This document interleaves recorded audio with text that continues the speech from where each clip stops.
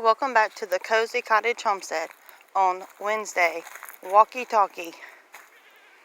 Today I think I want to talk about companionship. Do you have a good companionship with the people in your household? Usually a companionship is between a husband and a wife, or between a person and their animals. Have you ever thought about on Noah's Ark, everything was by twos? God didn't plan for us to be alone. He planned for us to have a companion. Animals do better if they have a companion. We know man can't live by bread alone, so that tells us we should have a companion. Even plants do better. Lots of them have companion plants.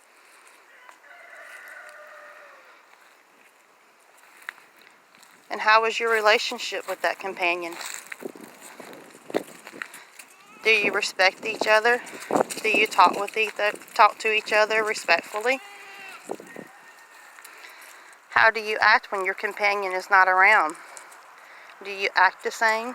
Do you walk the same? Do you talk the same? If you don't, you should.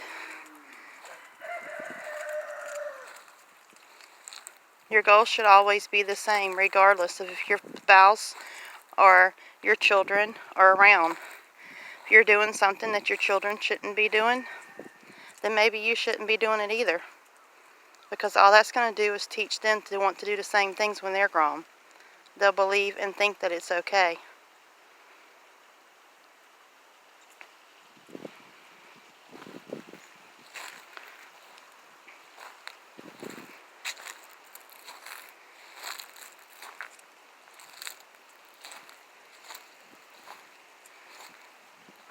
So how is your relationship with others in your household? Not focusing on others that you interact with, but in your household. Does everyone know that they're loved? Does all your children know that they are important and they are all individuals and no one is favored out over the other one? We all have different talents and different strengths and different weaknesses. How do you handle those differences?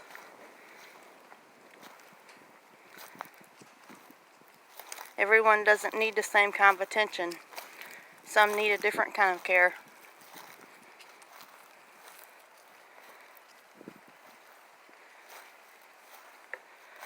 I oftentimes find myself asking people, if your mother was sitting right here, or your father was sitting right here, as an adult, not talking about children, would you be talking like that? Would you be acting like that? Would you be on your best behavior? Would you watch your words? Would you try to be a little nicer and try to be a little sweeter? Well, spouses should treat each other the same way, with the same respect.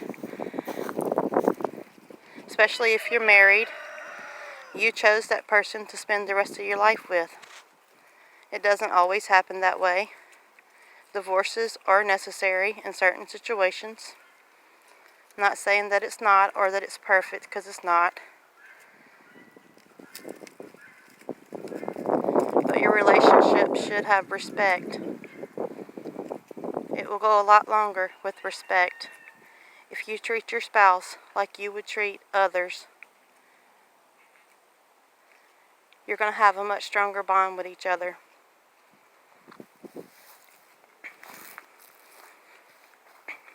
Do you have little signs or little winks or little gestures that you share with your spouse that only your spouse knows?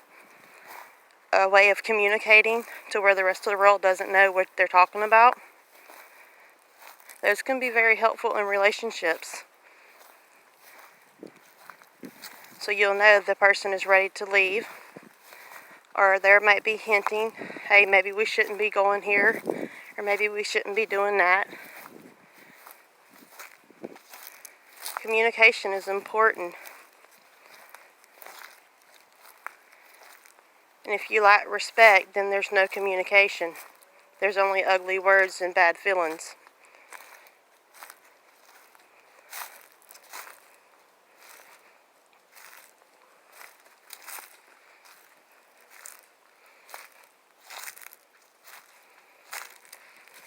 So many people want that perfect relationship. They just don't know how to get it. It takes a lot of work, and it takes a lot of time. And it's extremely hard when both people aren't on the same page.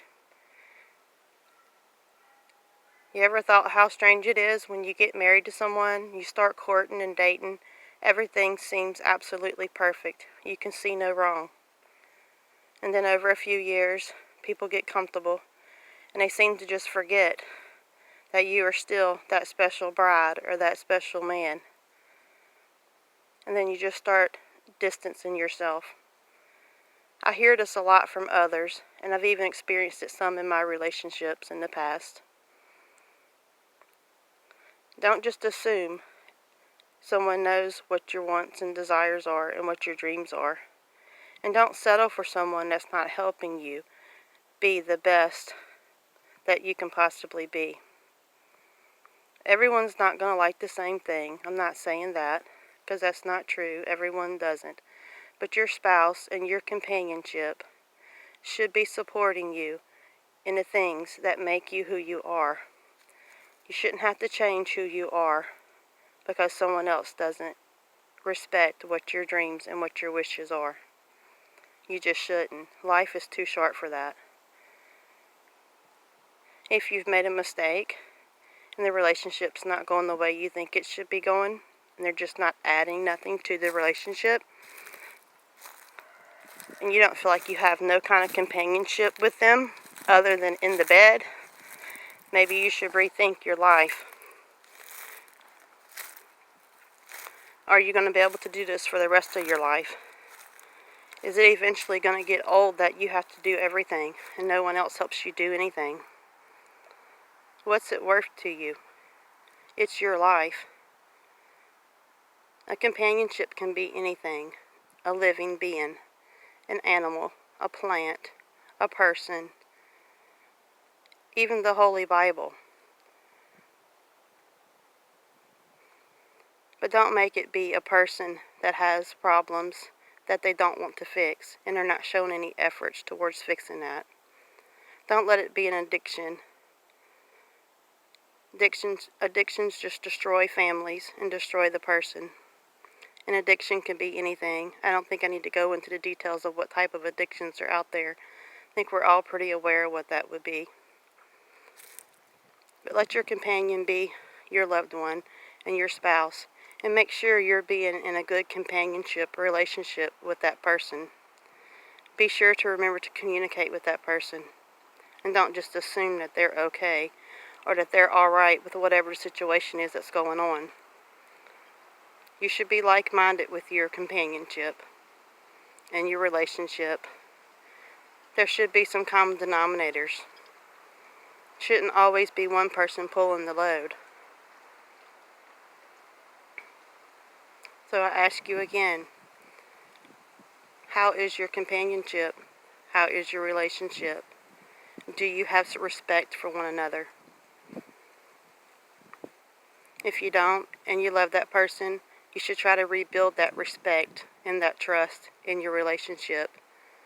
If that person is your companion that you want to spend the rest of your life with, then you will do whatever you have to do to repair that relationship.